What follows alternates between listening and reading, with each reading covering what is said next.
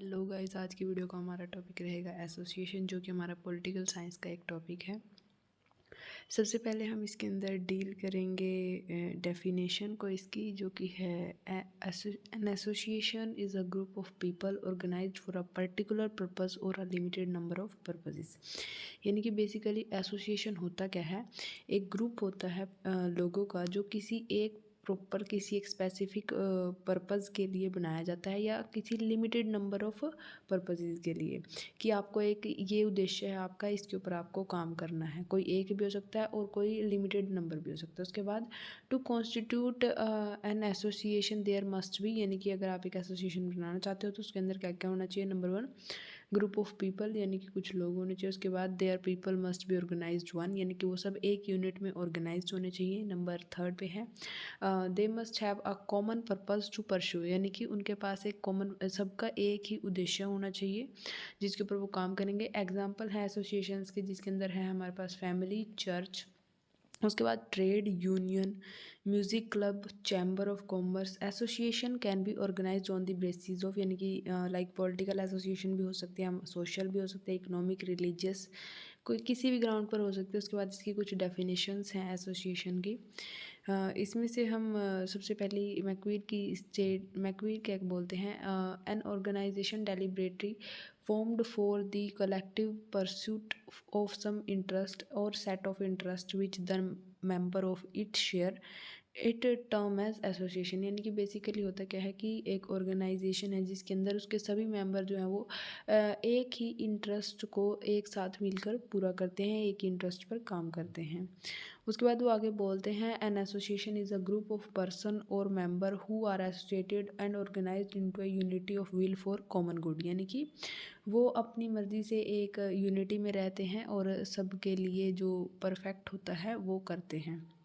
उसके बाद according to Ginsberg an association is a group of social being related to one another by the fact they are possess or have institute in common and organization with a view to securing a specific end or specific ends, यानी कि लोग होते हैं जो एक साथ एक association बनाते हैं जिन्हें एक स्पेसिफिक एंड पर पहुंचना होता है। लाइक जैसे कि आपने एक क्लब बनाया, म्यूज़िक क्लब बनाया, वहाँ पे आपका स्पेसिफिक एंड क्या है कि आपको लोगों को एन्जॉयमेंट सर्व करना है। आपका ये स्पेसिफिक एक पर्पज़ है। उसका आपने स्कूल बनाया, कॉलेज बनाया, तो वहाँ पे आपका मेन पर्पज़ देखा जाता है। उसके बाद इसकी और भी डेफिनेशंस हैं, आप चाहें तो इन्हें भी देख सकते हैं।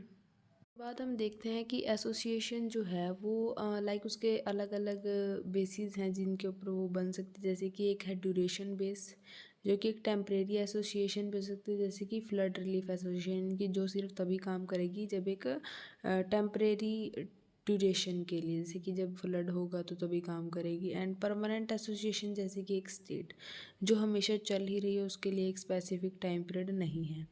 On the basis of power, जैसे कि सॉवरन एसोसिएशन, यानी कि स्टेट, कोई भी स्टेट हो सकती है वो। सेमी सॉवरन, यानी कि यूनिवर्सिटी जो खुद अपने डिसीजन भी लेती है, बट यानी कि गवर्नमेंट भी उसके अंदर इंटरफेयर कर सकती है। उसके बाद 3rd नंबर पे है नॉन सॉवरन एसोसिएशन, जिसके अंदर आते हैं हमारे क्लब्स। उसके बाद है नंबर 3rd पे on the basis of function, biological function, जैसे कि फैमिली भी एक एसोसिएशन होती है। उसके बाद वोकेशनल फंक्शन, जैसे कि टीचर्स के एसोसिएशन। उसके बाद है रिक्रिएशन फंक्शन, जैसे कि टेनिस क्लब। इसके बाद हम इसकी करेक्टरिस्टिक्स या एसेंशियल एलिमेंट्स देखते हैं एसोसिएशन के। नंबर 1 है ह्यूमन ग्रुप, यानी कि एक ह्यूमन जो है वो सबसे ज़रूरी है किसी भी एसोसिएशन को क्रिएट करने के लिए। उसके बाद है कॉमन इंटरेस्ट और एम, यानी कि वो जो भी ह्यूमन बींग्स हैं उनका एक, हर एक इंडिविजुअल जो उस ग्रुप में आया है उनका अलग से कोई एम नहीं होगा, बल्कि उनका सबका एक साथ मिलके एक कॉमन इंटरेस्ट होगा और एक कॉमन एम होगा, एक कॉमन उद्देश्य होगा। उसके बाद है कोऑपरेटिव स्पिरिट, यानी कि इनके अंदर जो है मतलब कि एक दूसरे के साथ सहयोग से काम करने की क्षमता हो।